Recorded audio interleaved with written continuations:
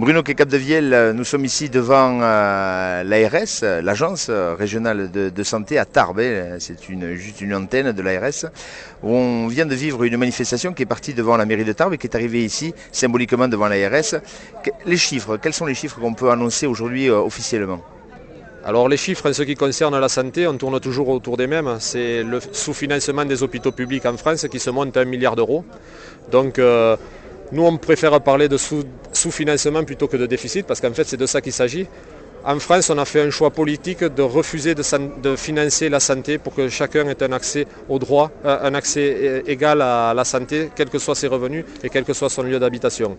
Donc ça, c'est un chiffre important qu'il faut retenir, 1 milliard d'euros. Quand on met ça en parallèle aux 70 milliards d'euros par an d'exonération de cotisations sociales qu'on fait aux entreprises, quand on met ça en parallèle par rapport aux 50 milliards d'euros d'évasion fiscale, quand on met ça en parallèle aux 8,5 milliards d'euros de bénéfices que viennent de faire Sanofi Aventis, on comprend bien que face à ce choix politique-là, il ne peut y avoir que des réponses politiques. Donc il faut que tout le monde prenne bien conscience de ça. Le sous-financement des hôpitaux publics de France est vraiment un choix politique. Tout ça pour permettre une marchandisation de la santé. Et ça, nous le refusons catégoriquement. Alors beaucoup de personnes que l'on rencontre ont l'air d'être fatalistes en disant bon, mais de toute façon on n'y peut rien. Qu'est-ce que vous dites à ces gens qui disent on n'y peut rien, c'est comme ça, on devra faire face? Alors d'abord, il faut bien dire qu'il n'y a pas de fatalité. Tout ce qui arrive actuellement a été préparé de longue date. Les arguments qu'on nous met toujours en avant sont de deux types, le manque de médecins et le déficit chronique des hôpitaux publics. Comme on vient de dire, le déficit chronique des hôpitaux publics est en fait juste un problème de sous-financement. Le manque de médecins par le numerus clausus a été volontairement organisé depuis des années, je dirais même des décennies. Il faut qu'à un moment donné dans ce pays, on comprenne que pour soigner tous les gens de façon équitable sur tout le territoire, il faut absolument reformer des médecins. On va arriver devant des échéances importantes puisque en 2012 il y aura les législatives et les présidentielles. Il faut absolument que tous les partis politiques qui veulent représenter une alternative à ce qui se passe actuellement s'emparent de ces questions-là et décident clairement dans leur programme de doubler ou tripler le numerus clausus s'il le faut, de refinancer la sécurité sociale et les hôpitaux, de fermer ces agences régionales de santé qui sont un lieu antidémocratique où on n'a plus où les salariés, les élus et la population n'ont plus de loisir de mettre en avant ce qu'ils pensent être bon pour l'avenir des populations. Il faut fermer ces agences régionales de santé, il faut supprimer la tarification de l'activité, il faut supprimer la loi Bachelot. Sans cela, les hôpitaux publics de proximité courent à la mort. Il y aura des cas dramatiques, on va être des témoins impuissants bientôt de drames qui se joueront tous les jours.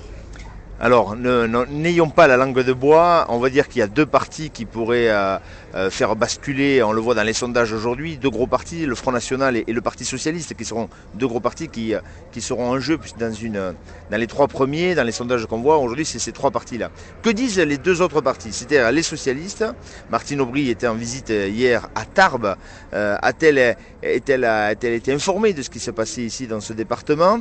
Et puis le Front National, que dit-il? Alors pour le Front National, je ne sais strictement rien, donc je ne pourrais pas vous répondre là-dessus. En ce qui concerne le PS fait partie du collectif Hôpitaux Santé 65 depuis le départ. Dans les Hautes-Pyrénées, il y a une véritable prise de conscience. Les gens au Parti Socialiste, comme l'ensemble des autres partis qui sont représentés dans notre collectif, sont vraiment pour la défense des hôpitaux publics de proximité.